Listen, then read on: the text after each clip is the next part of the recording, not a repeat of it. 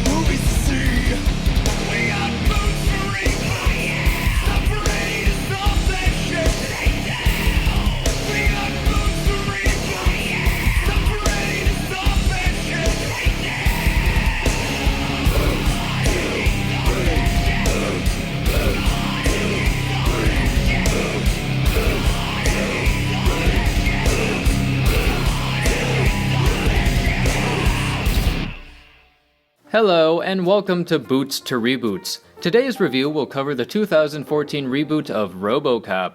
It's a film from Brazilian director Jose Padilha and stars some guy from Sweden as RoboCop, Gary Oldman as Commissioner Gordon, I mean Scientist Norton, Michael Keaton as Evil Bruce Wayne, Samuel L. Jackson as James Brown, and Jackie Earle Haley as Elysium. So let's see if the remake can live up to Paul Verhoeven's witty, violent sci-fi classic from the 80s.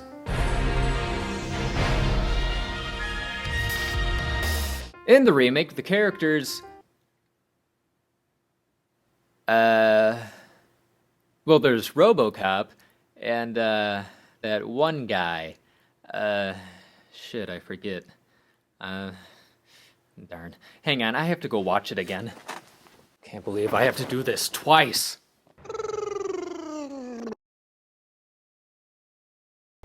Okay. Think I'm ready. Okay, so the characters in the remake... Damn it! Hang on. Why can't I remember anything from this damn movie? Accomplished without risking the life of one single law enforcement. Slow, boy.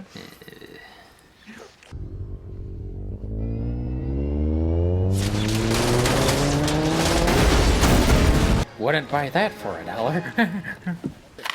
Cartridge-driven taser pistol. Each projectile releases up to 200. Well, he gives you what?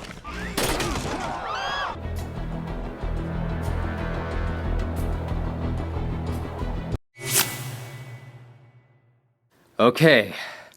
I've seen the remake of RoboCop 87 times now, and what I've learned is that the characters are frickin' forgettable. And it's a shame too, because the original is full of interesting characters with distinct qualities. First we have Alex Murphy, who eventually becomes RoboCop. In the remake, he's played by Joel Kinnaman, while in the original and sequel, Murphy is played by Peter Weller. Hooray, it's Buckaroo Banzai!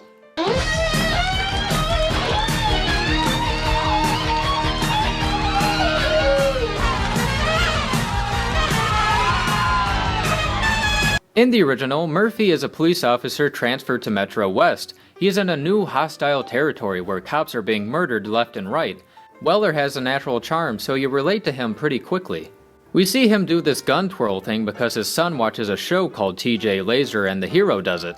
He repeats it later on as RoboCop, and that's when the Lewis character begins to suspect RoboCop is her dead partner. He seems like a good cop. He's a family man, they give him personality, characteristics, and then brutally kill him. In the remake, we don't meet Murphy until 10 minutes into the movie, and when we do, he's all pissy. You got something on us? Or is this personal? No, it's nothing personal. Although I don't like you as a person. He immediately starts bickering with some fellow cops and goes into a story about how criminal Antoine Vallon is being supplied guns from the police. I wonder who the dirty cops could be. Good job, movie. A simpleton could see that coming a mile away. What are we talking about? In this version, Murphy is more aggressive. He's not the new guy, he doesn't have any obvious characteristics. He's either in a bad mood or crying. We meet his wife Clara and son David, and it looks like the remake is going to develop those characters more. In the original, RoboCop only has memories of his family and never actually shares a new scene with them. In the remake, this would have been a nice update if they gave the family something to do besides stand off to the side and look sad. During the final showdown on the helicopter pad, you could easily swap out his family with the Lewis character, and it wouldn't matter. Including Murphy's family was a good idea, but it's handled poorly. The scene in the original where RoboCop visits his house moved me more than any scene involving his family in the reboot. Hey, have you thought it all over? Why not make me an offer? Speaking of Lewis, the character went from being a white female to a black male, and the new version sucks. Not because of the gender or race change, but because Jack Lewis is another character in the reboot with nothing to do. You could easily edit him out of the movie and you wouldn't notice, and it's sad too because Anne Lewis was a very strong female character in an action movie. Director Paul Verhoeven kept cutting Nancy Allen's hair shorter and shorter because he wanted to tone down her sexiness. Most female leads are either the love interest or the damsel in distress, and she is neither. In the original, I didn't pick up any sexual tension between Lewis and Murphy. He doesn't even have a PP. Is she the damsel in distress? No, because when we first meet her, she's kicking some guy's ass. She realizes that RoboCop is Murphy and helps him to regain his identity. Murphy, it's you. She even saves Murphy's life when the police are ordered to destroy RoboCop. In the remake, Jack Lewis is wounded, pops up in a few scenes later on, and is wounded again in the finale. That's all he does. So why change the character's race and gender? Are they trying to make the film more diverse, make a statement, or was it a marketing and demographic thing? Jack Lewis could have been a fine addition, but he has no purpose. It really feels like he's only there to be the black buddy, and it's insulting. At least I know you're the right color now.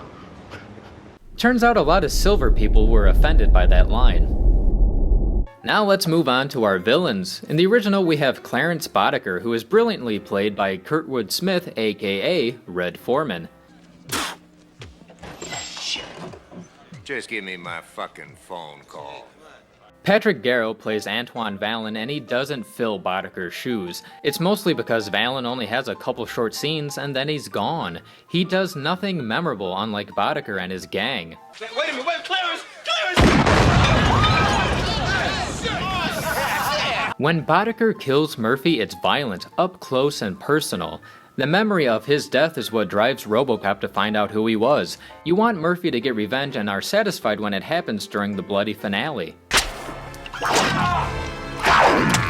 So how does Murphy die in the remake? Vallon has some unnamed henchman put a bomb on his car. Vallon isn't even present for his murder. Even when Murphy finally kills Vallon, it doesn't feel important. They shoot and edit it like an over-the-top video game. It's pitch black so you can't see anything without the assistance of muzzle flashes and night vision. You have no idea what's going on, so when RoboCop finally shoots Vallon, you're like, oh, did he get him? I guess he got him. There's no build or satisfying payoff. He was just one out of 30 guys he just shot. In the original, Boddicker worked for Omnicorp's Dick Jones. However, in the remake, Antoine Vallon has no connection to Omnicorp's Raymond Sellers. So if Vallon isn't the main villain, then it must be Sellers. But no. For the majority of the film, Sellers doesn't seem like a great guy because he's trying to repeal the Dreyfus Act allowing drones in the US. But he never seems overly evil. Then at the end of the remake, he pulls a gun on Murphy's family and it's like, where the hell did this come from? In the original, Dick Jones is clearly a villain because he has Boddicker kill Bob Morton and orders RoboCop to be taken out. Meanwhile, Sellers just seems like a CEO looking to make billions from his machines patrolling American streets. He gets in over his head and tries to fix his mistake even if it means shutting down RoboCop. The remake lacks a true antagonist that we want to see get busted by RoboCop. The only new character I somewhat liked was Rick Maddox, played by Jackie Earle Haley. Maddox doesn't want RoboCop to replace his M208, so there's friction between the two. Go ahead.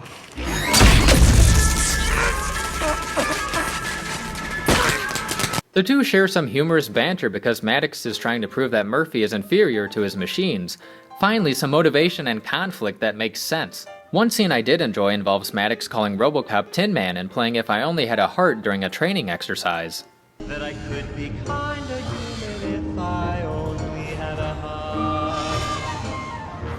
Gary Oldman does an okay job with what he's given, but Dr. Norton doesn't really do anything exciting.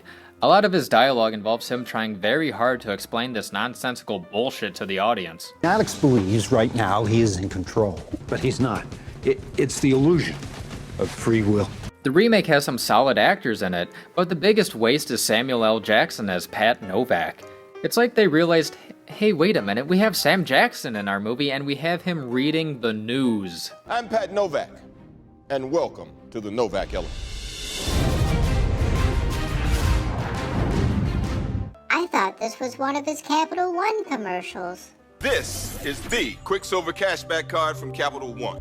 Incredible. It's very dull, so during the last 30 seconds of the movie, they let Sam Jackson do what he does best. The fact that this mother is not serving time in some federal penitentiary is a huge, hot, heaping pile of horse. It felt out of place, so the ending of the movie is very cringeworthy. Stop whining.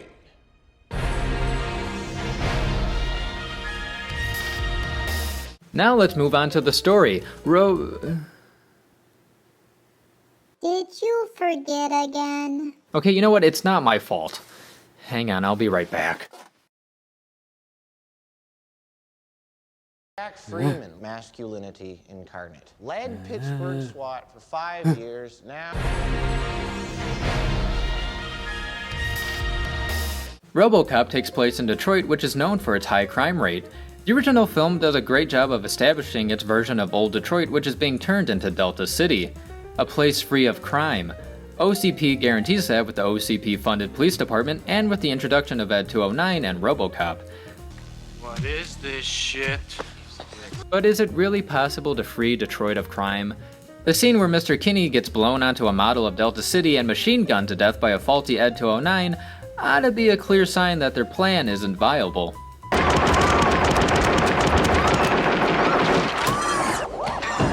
Not very subtle either. The original sticks to Detroit while the remake takes RoboCop around the world. We're taken overseas to the Middle East where we see Ed 209s, drones, M208s, and Rick Maddox in action. This whole Operation Freedom Tehran and Trifasec thing really don't need to be in the film.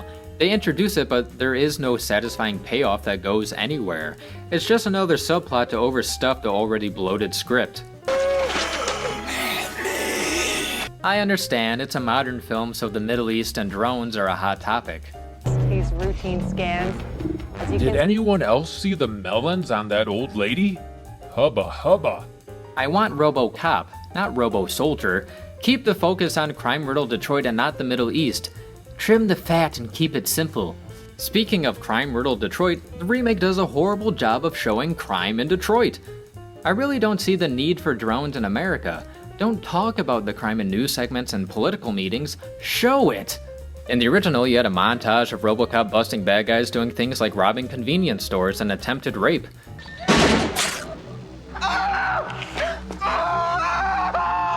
So what does an arrest scene in the remake look like? RoboCop busting some guy who's just standing in a crowd. Thomas King, you're under arrest. Delta City isn't in this new version, and from the looks of it, Detroit really doesn't need it. He showed us all that Detroit and America can have a brighter future. A chunk of the film even takes place in China. RoboCop is built at Omnicorp's facilities there. It's not a stretch that Omnicorp would build RoboCop in China since most things that are American are made there, but the remake doesn't play it for a laugh since it takes itself way too seriously. Holy shit, he is made in China. Over 25 minutes of the movie takes place in China and these training facilities, so the movie really begins to drag. RoboCop doesn't even make his big debut in Detroit until exactly 1 hour into the movie. 1 hour into the original, RoboCop has already taken down 4 criminals and discovered who he was.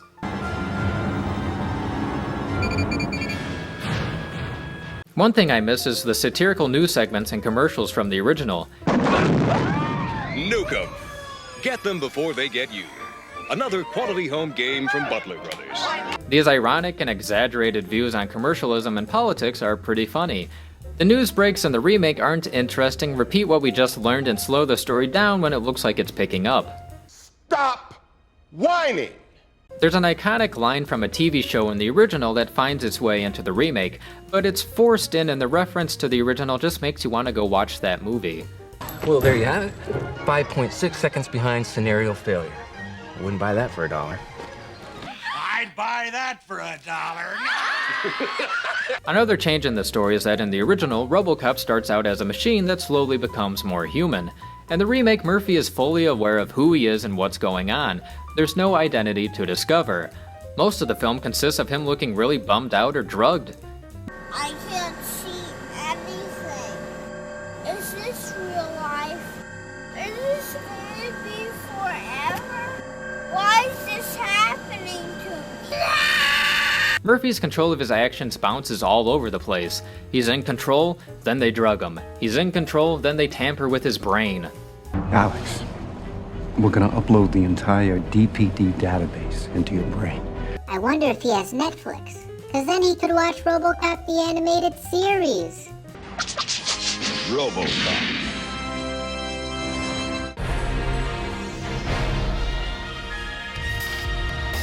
The original RoboCop score was composed by the same guy who did Conan the Barbarian, Conan the Destroyer, Red Dawn, The Hunt for Red October, Free Willy, and Starship Troopers. The remake score was composed by the same guy who worked on The Oprah Winfrey Show, Hogan Knows Best, Elite Squad, and Elite Squad The Enemy Within. What? I cannot recall one piece of music from the remake. Like most scores today, it's very generic and could be recycled for multiple movies. It lacks personality. The original had great music and the RoboCop theme pumps me up to this day. It makes everything so badass.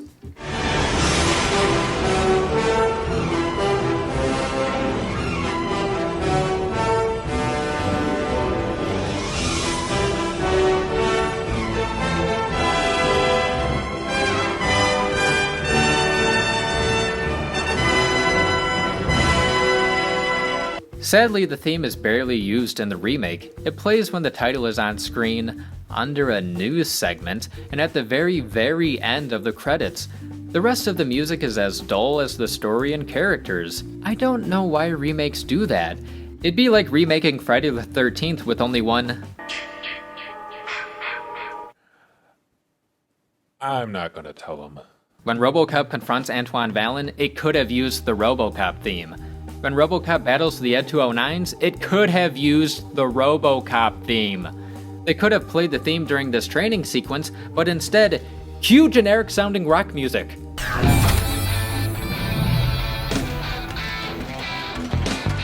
Use the fucking RoboCop theme! Wow.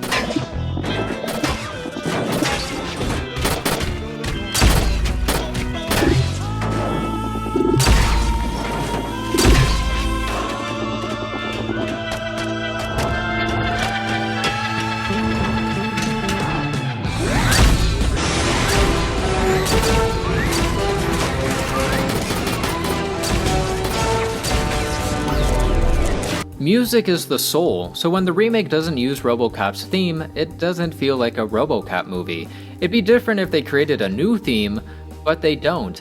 Many older films have iconic pieces of music, and it's something I miss in today's movies.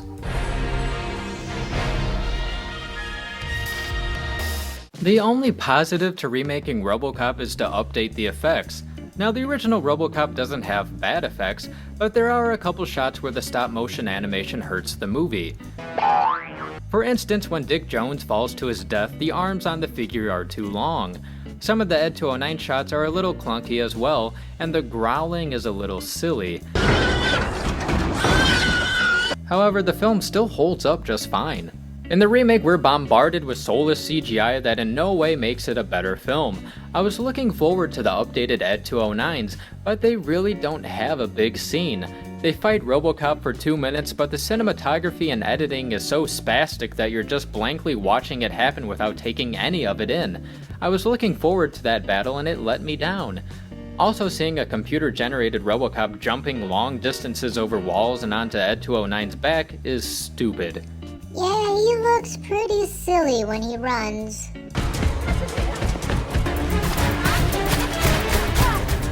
The original RoboCop suit created by Rob Bottin is iconic, and Weller's mannerisms really make you feel like he's a cyborg. Thank you for your cooperation. Good night. Like most people, I really didn't care for the black suit. It looks more like a guy wearing a suit of armor instead of being a cyborg. People also complained about leaving the right hand. It looks out of place, and it's sad that a deleted scene actually explains why they kept it. Hey, can you save his right hand? My father always said you can tell a lot about a man by his handshake. My favorite shot in the movie is probably when Alex wants to see what's left of himself. Holy Christ. Holy Christ, there's nothing left. It's a pretty emotional scene, and I know I'd be freaking out too. Oh my God, where's my dick? Where's my dick? Oh my God, I don't have a dick. Oh my God. Oh. The PG-13 rating really ties the movie's hands with what it can show. I feel it's more the producer's fault than the director. Apparently for every 10 good ideas he had, they'd only use 1. Once the budget hit $100 million, they made it PG-13 so it could reach a larger audience. It made a profit thanks to the worldwide box office, but I wouldn't expect RoboCop 2 anytime soon, so it failed at rebooting the franchise. It's another case of a studio shooting itself in the foot worrying about making money instead of making a good movie. If you make it, they will come. There have been a couple cartoons and TV series based on RoboCop that were pretty awful, so the remake isn't the worst installment in the RoboCop series. You're coming with me. I only got like 10 minutes into RoboCop Prime Directives before I was like, no, I'm not watching this.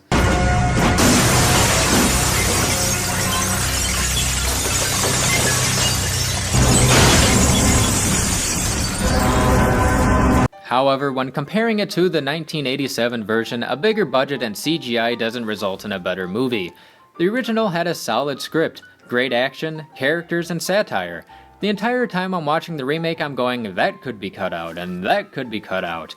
Hell, I wish they cut the Valen character completely and promoted Jackie Earle Haley's character to the fun secondary villain similar to Clarence Boddicker. It's not witty or clever, and the story, action, and characters are incredibly dull. Therefore, the 2014 remake of RoboCop is getting the boot.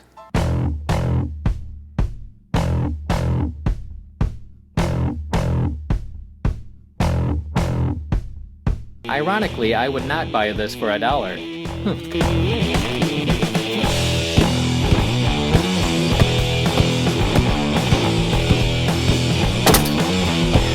This has been Boots to Reboots. Thanks for watching.